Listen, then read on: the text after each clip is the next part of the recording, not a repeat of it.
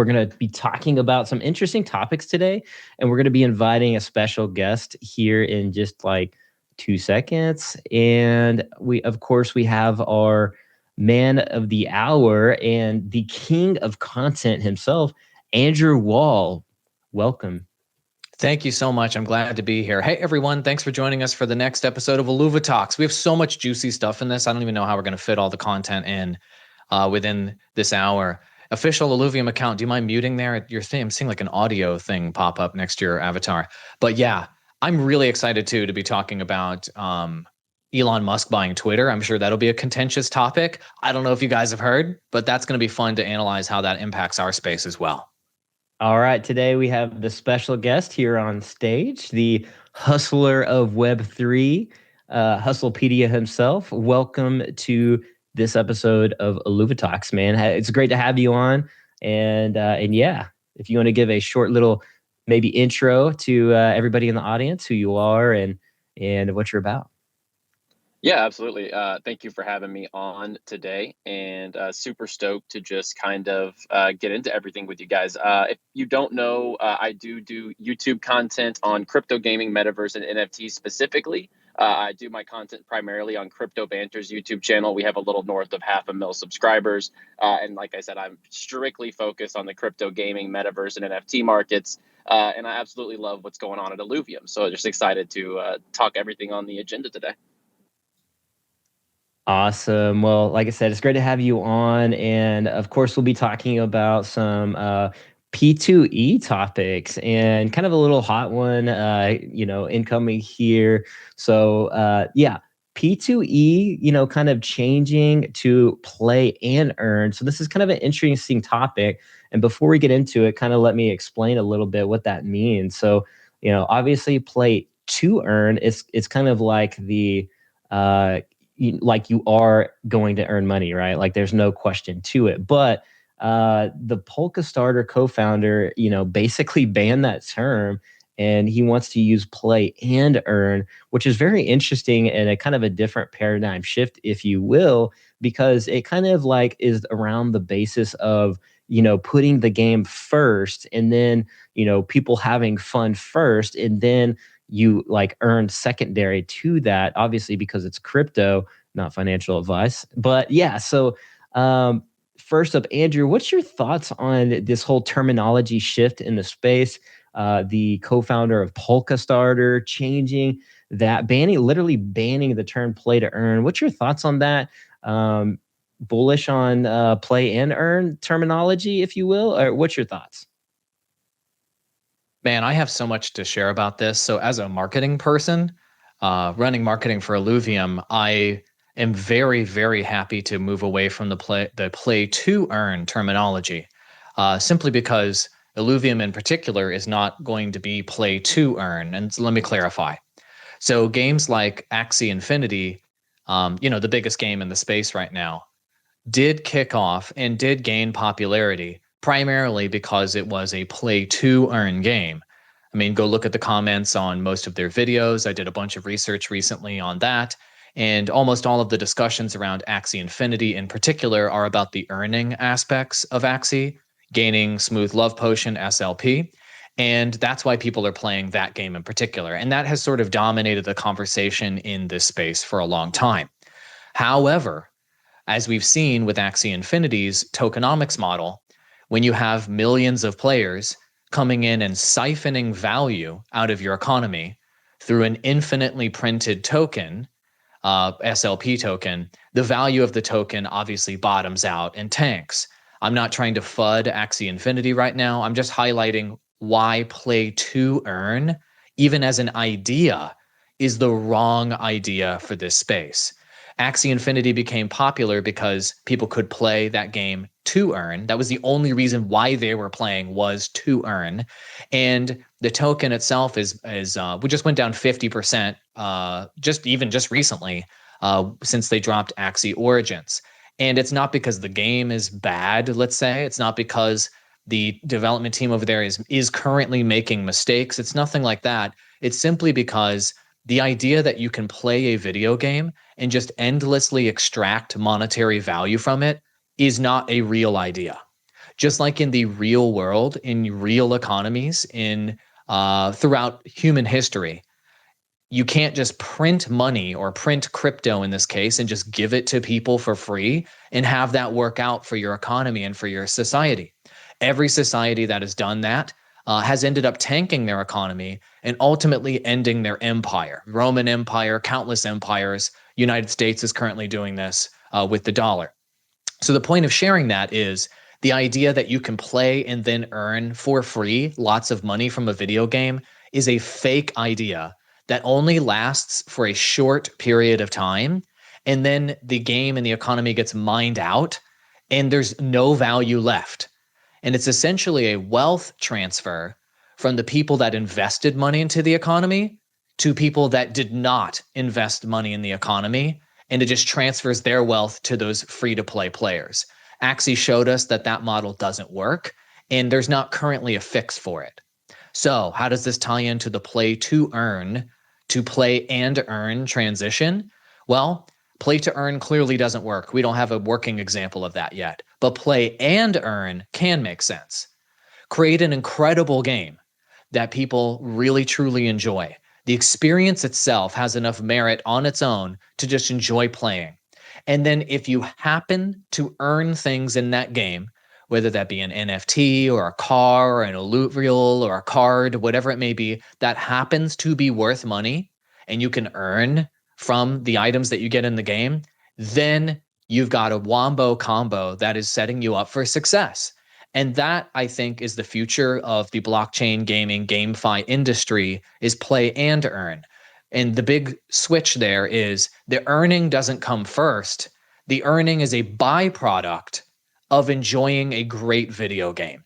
And that is the big lesson we're learning from, let's call it Gen 1 blockchain games. They've taught us this lesson. And now we understand that we have to make a great game, a great experience, a compelling IP, and a compelling gameplay loop first, play, and people can earn in there. They don't go into that experience strictly to earn.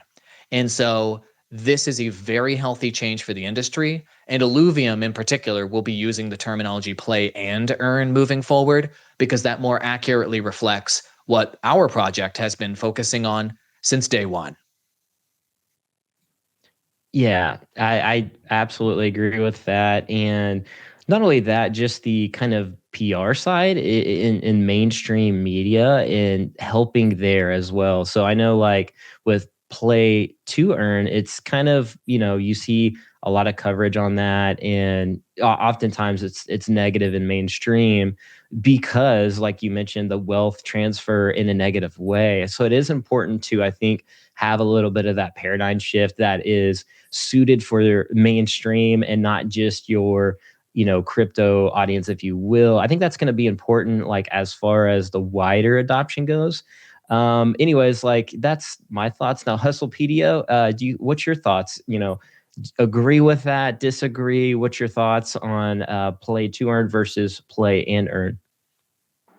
Yeah, I think you hit the nail on the head with the fact that the early stage games are kind of just right now. It's not their fault, right? It's just Gen 1 blockchain gaming. This is just the way that those tokenomics were set up front, and I think that once we move away from the mantra of you can invest X with the expectation to earn Y from a video game, that's whenever we're going to be in the clear. Preach it, brother. Preach it.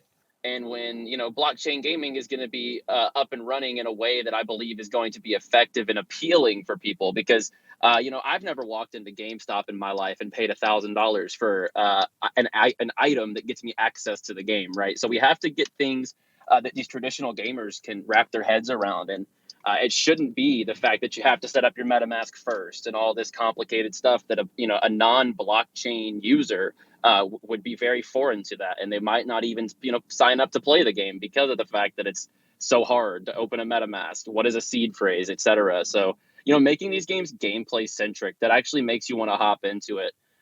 Sometimes, and I'm a victim. I participate in play to earn, and I love the economies I do participate in. But are they the best games? Are they the most fun games? Absolutely not. Am I participating because there's money to be made? Absolutely. So that needs to change. And once we get quality games out there, Because as we all know, I think the games in the space right now, and we're in such an early development curve. I think people need to remember that part too. This is literally year one still, basically, of blockchain gaming really taking a step forward. So once these quality games come out, I think it will speak for itself, and we'll start to see people actually participating for fun and not just because of the potential to earn. Yeah, absolutely. Yeah, it's always good to really, I guess not necessarily like, I don't know if diversify is the right word, but to engage in some of these projects, to play the game, just to understand maybe how these different blockchains work, if you will. And I think that definitely like is a good educational value as well, just to interact with some of these ecosystems. You have so many nowadays. So it is like beneficial, I think, to in terms of that, to maybe partake in some of these games, maybe not with the best tokenomics involved, but yeah, I definitely like the play and earn for taking games in the crypto space mainstream, if you will, as far as that goes. So I appreciate you on that topic. So next we will be moving to the next topic here. Now, I don't know if either of you have heard of this, but there is a new kind of thing called meta tag where essentially like gamers will have their own gamer names, sort of like a Twitter handle, if you will, or like a blue check mark, if you will. And as you're playing these games in Web3, that this kind of meta tag, if you will follow you around in the space. Do you guys see that being something beneficial to Web3 games in the NFT space here, or do you think that that is kind of like a kind of a gimmicky model? But the reason why I say this is because I personally could see maybe some benefit to having something like that, as far as, let's say, I had the meta tag Ninja and I was able to get all these crazy airdrops and things like that, kind of like what we see with the Ethereum addresses and things like that. Do you see something like that being, something that is going to be popular in games? Because there is a project called MetaTag launching something very exactly that, essentially. I don't know every detail of that project, but I thought it was interesting to bring up here kind of the future of what gamers are going to do, what's going to be popular, especially as this space matures. Let's go to you, Andrew, on this one. And yeah, what's your thoughts on that? Yeah, so I love the idea of having a transferable identity across platforms in the metaverse and in Web3 world. That's going to happen. So check, concept good. Now, is this particular execution of having your digital identity cross across platforms going to be the one that takes hold? I'd say there's a 10% or less probability that it works out. Just like I've said this before recently, but like startups have a 90% chance of failure. And so, this has a 90% chance of failure of taking hold. That being said, maybe it's meta tag, maybe it's some other form of digital identity that crosses platforms. We'll find out. I think that there's a bunch of other interesting sort of scenarios that could happen with transferable digital identity that could replace the idea of a meta tag. So, for example, government issued NFT IDs. So instead of using literally a piece of plastic to verify who you are, which is ridiculous, we all have that in our pockets with driver's license and government licenses. Having government issued NFTs to verify your identity, that could be the actual solution. I think that is higher probability of working out than something like MetaTag. Also, people like Michael Saylor have proposed using a crypto such as Bitcoin and depositing that crypto through the Lightning Network on like Twitter, for example, and getting yourself kind of crypto certified, if you will, as being a real human. This sort of crypto deposit sort of scheme could be another way to verify that you're a real human and to prevent spam and botting and the various problems that these sorts of digital identities promise to solve. So, am I jumping out there today to grab a meta tag? Personally, I'm not. But I hope that something like this succeeds in the future. There's also one more headwind that I'd want to put out there for something like MetaTag, which is, a lot of games and metaverses and projects and even like traditional NFT plays, they are selling you or offering some sort of unique NFT as a part of their offering. Illuvium, for example, has Illuvitalks, your Illuvium avatar, which is a dynamic NFT that can be constructed with multiple layers. Obviously, you've got Bored Apes and you've got, all the other projects that are selling you NFTs as a part of your digital identity. Will something standardized like meta tag be the thing that people prefer to use? Or would they rather prefer to use something cool that gives them social clout, that gives them a unique identity within a particular interest group? Or do they want to just use this generic meta tag? So for me, there's a lot of headwinds for something like meta tag to take hold and to take over from the government sector, from the NFT sector, from the crypto gaming sector. It's solving the right problem, but I don't know if it in itself is the right solve.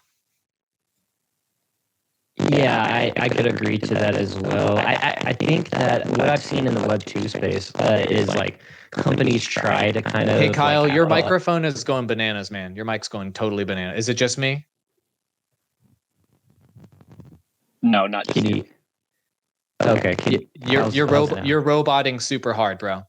So maybe disconnect from the space and come back, or unplug your device and come back. And you're like roboting. Cool. So let's kick it over to you then. What are your thoughts on meta tag, man? Do you think that meta tag has a shot? Do you think this is the right concept? Do you agree with me there? Or do you have a completely different view, amigo? I do agree with your overall sentiment on where that will go in the big picture, right? I think governments will 100% move to the blockchain to prevent identity theft. I mean, you will literally have to compromise your seed phrase to have your identity stolen, or your credit cards compromised online, all this stuff. So I do think that top level, I 100% agree. And I think as far as just the gaming side of things and just having your unique metaverse name, for example, I think above else, it's the same exact thing as what an NFT does. It verifies ownership. This just verifies identity. And let's just talk about when you're in Fortnite or you're in a war zone and you roll across what you think is a pro player because of their screen name, but it's not a pro player. It's just someone using their screen name. Whenever that's actually verifiable, and you could actually be like, oh, wow, Ninja just killed me in Fortnite, or Scump just killed me in Call of Duty, whatever it becomes a verifiable way for for these content creators, professional esports athletes, etc., to actually have their name solely theirs. So as far as authentication goes, I think it's a brilliant play. And it gives people, wow, I just ran into a professional player, and it's not like a skepticism of, was that a pro player? And you're able to know, and that's a really cool concept. So authentication of who each player is, I think is definitely big. And I think top level, you're 100% right. That's where the things are going to go with the government. I think that's being worked on right now. If personally, I think that's already probably being worked on and is further along than we all think. Give it a shot, Kyle. Let's see if that mic's working, buddy.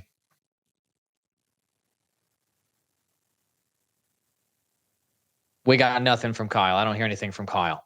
Okay, great. Then let's go ahead and move on to the next topic. And then Kyle, feel free to butt in on me at any point. But basically, we have another amazing topic here that I would love to get your thoughts on.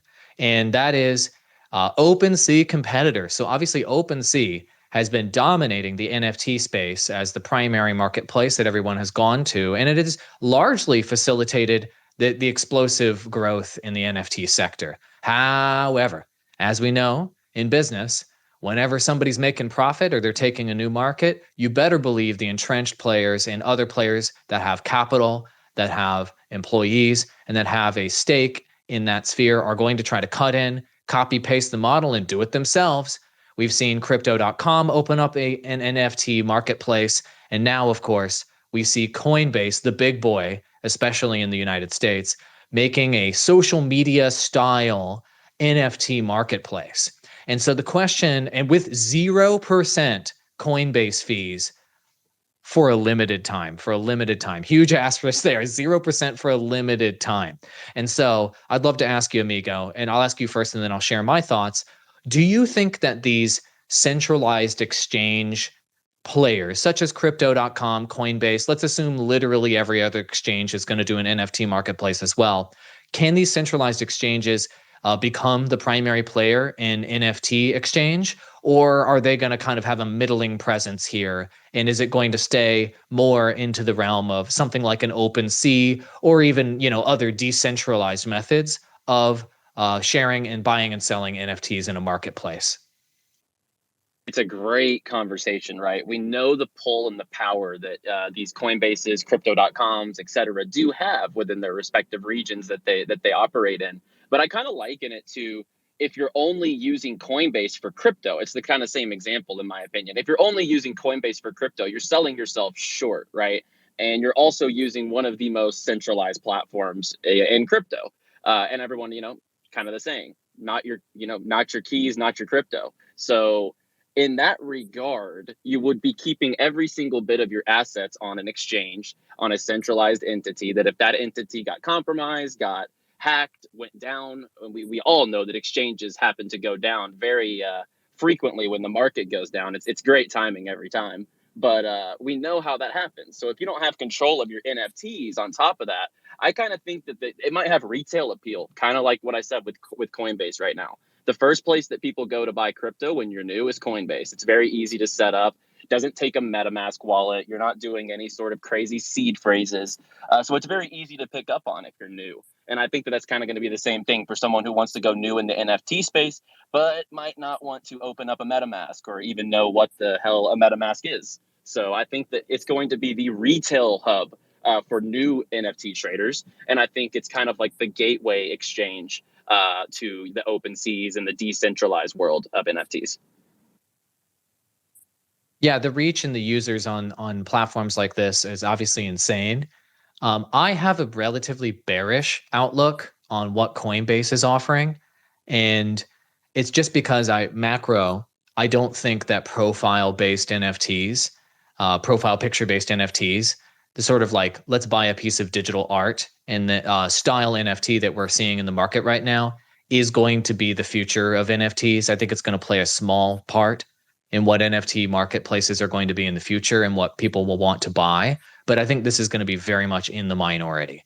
As I've discussed before, I think that gaming NFTs, utility NFTs, that you can earn, like let's say playing a game and you earn, I don't know, 100 in-game items, 1,000 in-game items, things like that, will be the NFTs that people will want in the future and will be useful in the future. And I don't see everyone continuing to buy, let's say, social identity or clout NFTs like we're seeing right now. I think we're very much in a super bubble when it comes to people wanting to purchase this type of NFT in these types of marketplaces. And we're going to see this space, the NFT avatar profile picture style NFT. We're going to literally see this space be decimated, literally by the literal meaning of the word decimation, reduced to 1/10. And then the market will be back down to size. But I think the market is waiting, and NFT buyers are waiting for NFTs to be implemented that have more utility and have more use cases and more interoperability and more usefulness through the metaverse. Whereas all you can really get today, other than land is a popular NFT. And of course, in some games, you can get collectibles that have functionality, but it's very limited. The market and the supply of NFTs that have real utility is incredibly limited today. And unfortunately, most of the market is flooded with just art that people are willing to pay too much money for.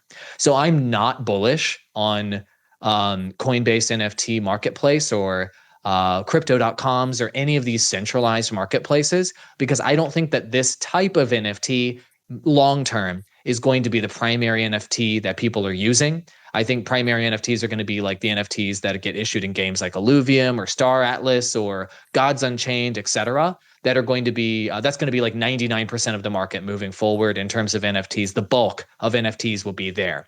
But it makes sense for Coinbase to jump on this hot trend and to jump on the overinflated prices that are in the NFT market right now, and to take advantage of that to milk their current users and to bring in new users. And perhaps an NFT marketplace like this in the future can have a place for NFTs that aren't just, let's call it art or avatar type of NFTs, and ones that have utility, But it's hard for me to imagine that, to be perfectly honest, because then they would need to have interoperability with other games or other projects or other DAOs, and the NFTs would need to be something that is, let's just say, it would be too complicated to buy an NFT through a Coinbase NFT marketplace and then have that NFT go do a bunch of other things on the internet for you. I think that would be too hard for a Coinbase user to understand. Whereas the current NFT marketplace for Coinbase, you can scroll down this page and go, ooh, I see pretty picture. I pay 0 fee. I buy. This trend is in a bubble. It's going to be decimated. And I don't think Coinbase NFT marketplace will be like it currently is in 2 or 3 years from now. I think it'll either be out of business or looking completely different in terms of what products they're offering. Kyle, is your mic working, buddy? Yeah, I think it is. Can you hear me? Yes, he's back, baby. So what's your All thoughts right. on this Coinbase NFT marketplace? I just threw a lot of Coinbase FUD in there. By the way, I'm a Coinbase user. I love Coinbase. I literally made tutorials on it. I love Coinbase. I'm bearish on this market. What are your thoughts? Yeah, so I guess I have a different take on it, and I do see the social side of NFTs just because, I'm in the space every day, of course, and I see other influencers as well, and I do see that being a possible play, more so than the marketplace itself. If they can build out some functionality to where it can be improved upon, I think they may have something, but the problem is Twitter's kind of the meta for NFTs right now. So that's something that they're going to have to still compete with, traditional social media companies, and then even then, upon that is, all these Web 2, social media companies are moving into Web 3 at somewhat of a quicker pace, with support for PFPs and things like that. Now, I do agree with, like, as far as, the generative projects go, I think that there's just too much supply that's going to outweigh the demand. And I think we've seen that quite a bit. And I think if Coinbase can create unique experiences, they can have some wins there as well. Curated type of, marketplace. I think that's good there, as long as they build upon their trust that they've built over the years. I could see the marketplace doing well in that case as well. Um, so I do, I'm a little bit bullish ish when it comes to that side of things. But I do think I am a little bit more bearish on if they can execute on the social side. I am excited to, test it out, be a beta user, and have more to say on that. But I do like the social side and the ability to share with your, friends. Say if you get some kind of, not in the not so distant future, there's, fashion type NFTs dropping where the utility is you get XYZ jacket or whatever. I think that's really cool. But as far as it reaching a mainstream adoption, type level like OpenSea, I definitely think they have their work cut out for them. I think that they have, obviously the ability, the structure, and the team to scale up and compete. But I don't know. It's hard to say. I know the crypto space in general, NFT space is not so much, always excited about OpenSea, but so I could see them competing a little bit in terms of the blue chip market for sure. Just as we've seen, with so many different scams in the market and different, types of smart contract hacks, I could see them kind of taking actually some blue chip volume there, and that being as somewhat of a bullish thing, because Coinbase does one thing very well, and that's they take the best of decentralization and they do add in that centralized factor where they do have custody, which at first, in my initial days of crypto, I was like, yeah, if you don't own your keys, like HustlePedia said, you don't actually own it. So that is important to notate, but at the same time, they do have a lot of trust now, moving forward, they're accepted. And I think that's important for the mainstream average user to feel like their assets are protected. And I think that is vitally important versus having it, let's say on OpenSea, and you just saw that, there could be some kind of phishing scam and things like that. So I think that they have the upper hand when it comes to trust, despite not necessarily owning your own keys. Now, if you're completely a decentralized maxi, that's okay. You can still do the OpenSea, no big deal there. So that's kind of my thoughts on it. I know that's like super general, but there's just a lot of variables right now, and I think we're so early that it's going to be hard to tell until we can see some more and hopefully get into that beta. I think I'm like 5K in line. Like I signed up immediately for the beta, so I'm pretty low in line, and I'm actually super excited to see what they have in store in terms of their platform. I hope it succeeds. If this NFT marketplace for Coinbase succeeds, the entire space succeeds on some level. And so it's a classic all boats rise with the rising tide scenario. If this succeeds, everybody succeeds. If this mainstreamifies NFTs and gets more NFTs into more pockets of people that had yet to purchase or engage in this market, to open and use crypto.com's DeFi wallet, I'm all for it. That allows those users, that's the entry point for those users to come into our world. And that's a-okay with me. So I'm rooting for Coinbase NFT marketplace, but I'm skeptical on its success. Yeah, it'd be great if they could merge, the best of both worlds and kind of give users the option, to, have more custody, or, if you're brand new mainstream user coming in, you don't know anything about crypto, you get onboarded, via custody or something like that. So I think if, companies can have something like that available, I think that would definitely be good for both markets and both types of users, if you will. So next topic, well, this one's the biggest one of the hour. Yeah, obviously, Elon Musk buys Twitter, and hashtag bored Elon. I see an Elon in the audience. But yeah, so anyways, so what is your thoughts on Elon buying Twitter? Do you think it'll have an effect on Web3 in a good, positive way? Or do you think there's nothing that's going to really change? Or do you think that the fact I saw that Elon kind of tweeted, kind of got upset about the verification process for NFTs as far as the PFPs go? I'm curious, both your thoughts on what do you think will transpire, or I guess happen, with this purchase. Do you see anything in Web3, like, I guess, more adoption, more bullish? I see the NFT bull market, it, quote unquote, continues, as I was reading an article from business2community.com. What's your thoughts, HustlePedia?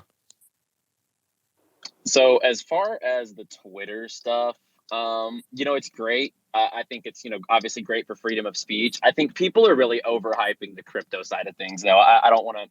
I love the acquisition. I think it's brilliant. Don't get me wrong. And I think that, freedom of speech has been a problem in the last few years with censorship. So it's great. But I think the Web3 impact is being a little overblown. I mean, what, Dogecoin's going to get a little pump from the news, and we're going to go forward. I don't see the Web3 impact. I think it'll be great. I think he's going to, implicate where, you can verify for being you, right? Everyone should be able to be verified if you are the legit human that is your account, like Kyle, Andrew. Everyone should be able to be verified if you are the real you, for example. So I think there will be great policies implemented into Twitter, and I think the censorship will be reduced. I think the impact on Web3 is very minimum, and I think it's being overblown because people want something to talk about. Yeah, I agree. Definitely on the like the crypto side for sure too. I think it's a little overhyped, and I would agree on that.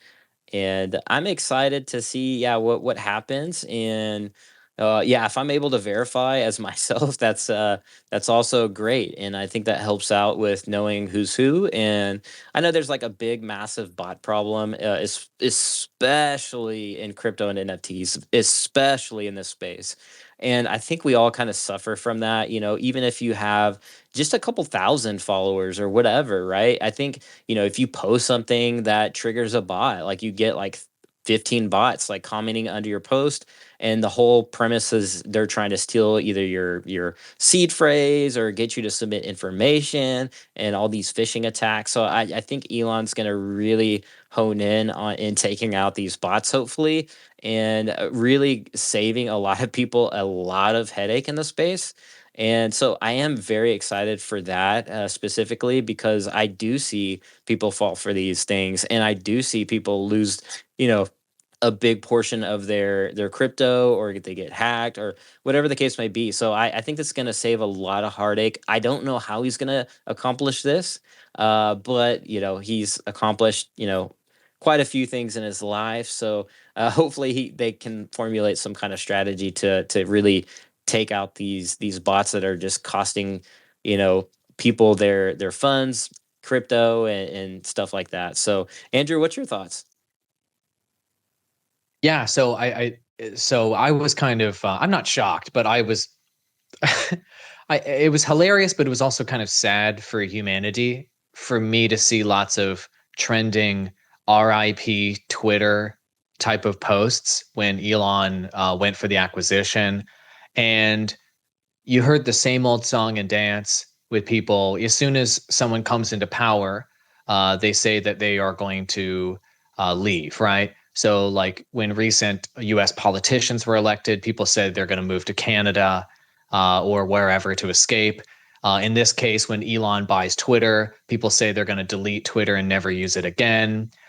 In the case of Facebook, when they don't like Mark Zuckerberg and he gets bad PR, they're going to delete their Facebook.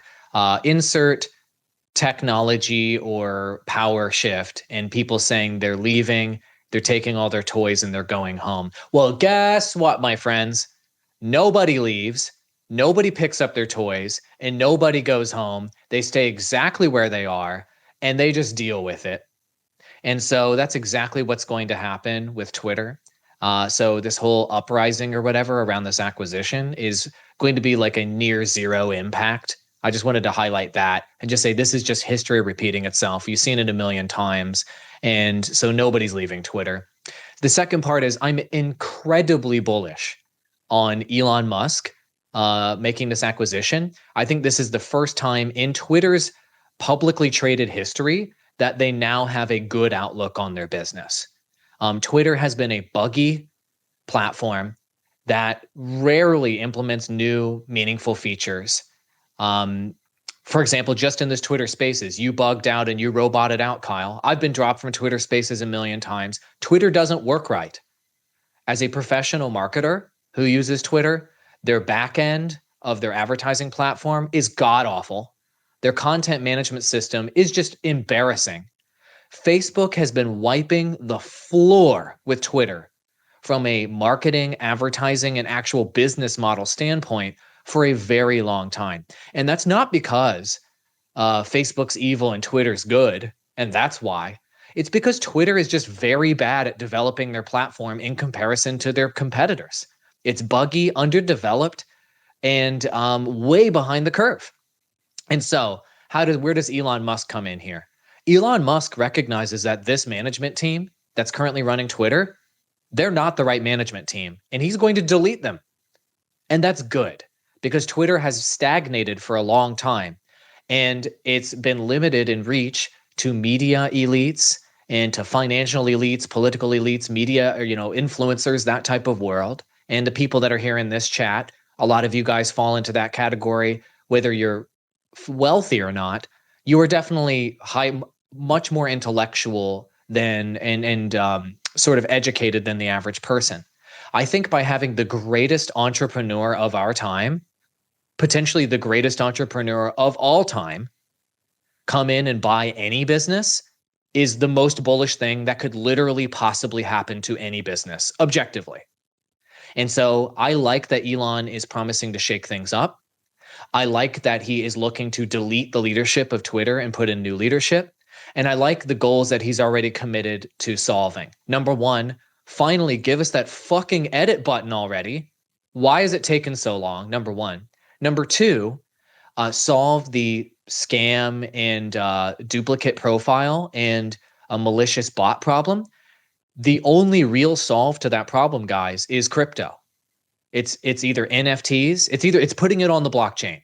So whether that's locking and loading an NFT in your profile to verify your identity, locking and loading a government ID NFT in your profile to verify your identity, or doing the Michael Saylor method, which is loading up 1,000 Satoshis in your profile as a security deposit to get an orange check, whatever it is, the only scalable solution to the identity problem on Twitter to get rid of these bots is on the blockchain. And so that is incredibly bullish for Web3 and for crypto overall.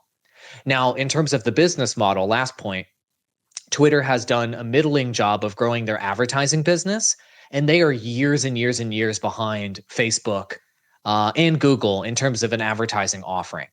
And so, what I would like them to do is to adopt Web3 technology even further and to do something like the Coinbase NFT marketplace, but on Twitter. You see, people are going to buy these NFTs on OpenSea and on Coinbase and all these different places so they can show them off on Twitter. Well, what if Twitter just sells them on Twitter? Game over. Now Twitter is like all Twitter has to do is put together their own NFT marketplace and people would be buying it on Twitter because that's where they want to show off their clout. And so that's a dead obvious business model that they can enter and really move into a leadership position in Web3. So I am wildly bullish on this. I think that there's a huge chance that Twitter could grow again, the revenue could go up again, and we could get actual features that users actually want here. And I would like for Twitter to become a centerpiece of social media in the Web3 era. I don't necessarily prefer the other platforms, but Twitter, I think generally speaking, us crypto kids, we like this platform and we want it to be friendly to NFTs and to crypto and blockchain. And I think that that's inevitable here. And with Elon at the helm, hopefully we can speed up that process. Yeah, I totally agree. And you know what it reminds me of Twitter right now, even before Elon really obviously bought Twitter, is it's almost been like a great, obviously it has been a great community, like, engagement tool to interact with your audience, like especially in NFT Twitter, taking your communities and jumping on a space like what we're doing now. But I could definitely see that being improved upon, like you were mentioning, is they could literally just dominate with their own marketplace. And it is the massive meta right now in the NFT space, in the NFT gaming space and Web3. So yeah, Hustlepedia, any final thoughts on that? Like innovation, do you see that like coming as well? Personally, I'm excited for it. I thought Jack Dorsey would do a little bit more, but I think he's more hands off these days, owns a lot less shares. So with Elon coming in, I'm hoping that we will see a lot of innovation. Hustlepedia, do you think that's coming down the pipeline pretty soon? Yeah, I like the idea of everything that was thrown out regarding what Elon might implement into Twitter. He definitely could bring an NFT marketplace over here and be the competitor. And he's that type of guy that's probably thinking that. They already have the NFT verification platform.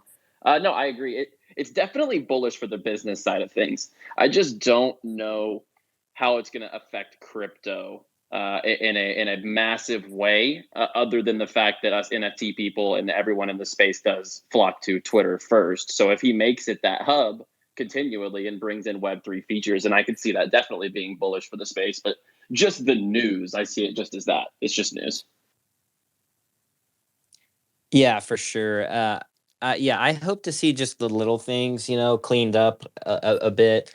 I know with the unstoppable domains and in even the ENS, I hope there's deeper integration there. And I could see just going back to the meta tag example is, I don't know if that will be the thing that takes off, but I could see definitely something like an unstoppable or an ENS or something like that doing very well and being kind of like the meta and your kind of gamer identity or your Web3 identity. I could really see that being done successfully by something like that, not per se maybe like the meta tag, but I've seen companies out there do that in Web 2 on the social side, and they did okay. They just didn't have any adoption. But I think that with Twitter just being kind of the meta, I think that we're seeing more and more people take up some of these like domains and things like that And I would agree with Andrew as far as they literally have NFT crypto in the palm of their hand in terms of what they could do for integrating with, the blockchain. So yeah, I think that's pretty much it though for the space. Andrew, did you have any final thoughts on that of I uh do. I have so mhm. many thoughts on Elon and what could happen with Twitter, but I'll obviously a lot of this is speculative, of course. But the other thing that is interesting to me is the other major social media platforms are publicly traded companies. And so they just need to grow their revenue infinitely. And what happens in the news, what happens in PR greatly affects the valuation of their companies. Now that Elon is buying Twitter and presumably taking it private, he is not going to be subjected, and this company is not going to be subjected to the sway of public opinion when it comes to the valuation of the company. And so I think that's a huge advantage for a social media platform to have, especially when it comes to freedom of speech. So companies like Facebook and Google and the rest, when they get significant public pressure to do some censorship activities, then what they are going to succumb to that pressure if that pressure could negatively impact their stock price. However, if Twitter's a privately held company, then they don't care. They're insulated from that. And so I think that insulation of being a privately held company is bullish for crypto. Because guess what's going to happen, everybody? These geriatric regulators are going to come in and start swinging around the stick when it comes to crypto and DeFi at various times as they're in the dying throes of their political careers, not understanding what's going on here and listening to their banking, credit card, and legacy tech lobbyists. And they are going to try to swing that stick around and get crypto, blockchain, crypto gaming, exchanges, etc., censored on social media platforms. And by Twitter being a privately held company, they are going to be more insulated from the publicly held companies from that. And so they have a much greater probability of being able to keep freedom of speech in place for crypto, for DeFi, and for all of the disruptive things this industry is doing. That is something I'm very excited about. And so I think just objectively, a privately held company is far less likely to censor you if there's any sort of public or governmental pressure than a publicly traded company. And that, in my opinion, makes something like Twitter a safer place for crypto, DeFi, blockchain discussions and disruptive discussions that are disrupting the current power that be in the world is going to be a safer place for that reason than the publicly traded ones. And that's something that I think could make Twitter even more the centerpiece in terms of social media for this NFT space and this new world that we're building and that we're a part of as Illuvium. Yeah, one thing that really kind of stuck out too is kind of like you were mentioning the regulators and them, at their stage of their kind of dying career, and it kind of made me think of like how kind of out of touch, not to get like political at all, because this goes with both sides, right? Is we get these regulators that are career, they do this for their entire career and they're like 80, 90 years old. And then we're talking about blockchain and crypto, which is very, it's not easy to understand off your first read or when you first read about it. And it's hard for, crypto to accept, regulators making proactive laws, and things like that when they don't necessarily understand the space, to a high degree. And so that's, I think, what I'm excited about as well is like as you mentioned, that stuck out to me quite a bit. Is the kind of that decentralized type of protection that we could get there. Of if Twitter being private versus being fully regulated by the full weight of law and things like that. So I think that does. They'll still have to obey the law, just to be clear. I Yeah. don't think Twitter will obey the law. They have to, they're a company. The point is they have less pressure to censor people as a privately traded company. They can retain freedom of speech, but they still have to be all actors still have to be us as individuals, any projects we're working on, any XYZ, will still have to be obviously obeying the law and complying with the law once law in this space actually exists in the United States in particular. Yes, yes, I totally agree there. Obeying law is good, good. Any final thoughts, Hustlepedia, on kind of that sentiment and that kind of protection there against like outside pressures that be? That's definitely fantastic. It was an amazing point too. It's the power of what he's going to be able to do to keep freedom of speech alive. And I'll just end it there. It just gives it's the empowerment that Elon gets to keep the platform paved towards where he wants it to go, and that's opening up more freedom of speech and as well verification methods. It seems. Gotcha. Yeah, All absolutely. hail Daddy Elon. All hail Daddy, and all hail Board Elon. Yeah, absolutely. We'll have to have maybe Board on someday and get a space with Board Elon himself down there. So no, I appreciate Hustlepedia you for being on today. Thank you for your time and these were very interesting topics, and it's going to be very interesting year this year and 2023. You know, seeing how the whole paradigm shift may happen sooner than we thought, you know, play and earn versus play to earn. So, anyways, very interesting topics today. And we do have a trivia in the Discord as well, brought to you by Rich, our community manager. Starts at 2100 UTC or 5 p.m. Eastern time. And that's going to be in the Illuvium Discord in the Illuvium voice channel. And you can still participate in the Illuvium voice text channel if you don't want to, you know, be in the voice, I guess, if you will. And also, Andrew, do we have some sort of I know we have, obviously, we you know, that's all I got. Is there anything final thing you wanted to point out there? Land, land, Mm. land, land, landy, land, landy, land, landy, land. So we have a landing page now for land. That's why I said the word land so many times.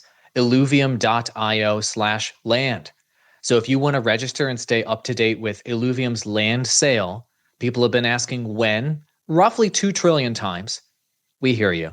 So go to illuvium.io/land and get on our land registration list so that you'll receive all of the communications related to Illuvium's land sale. And that page has further details on each of the tiers of land, how land works, and just giving people a general overview of what Illuvium land is all about, because our land sale is coming up. So my final thoughts are land, land, land. That was a good way to in the Twitter space there. I love land, as Maxim would say. And thank you, everybody in the audience, for tuning in. We appreciate you. We'll be back next week, same time, same place, different topic, different guests. And tune in next time for Illuvitalks.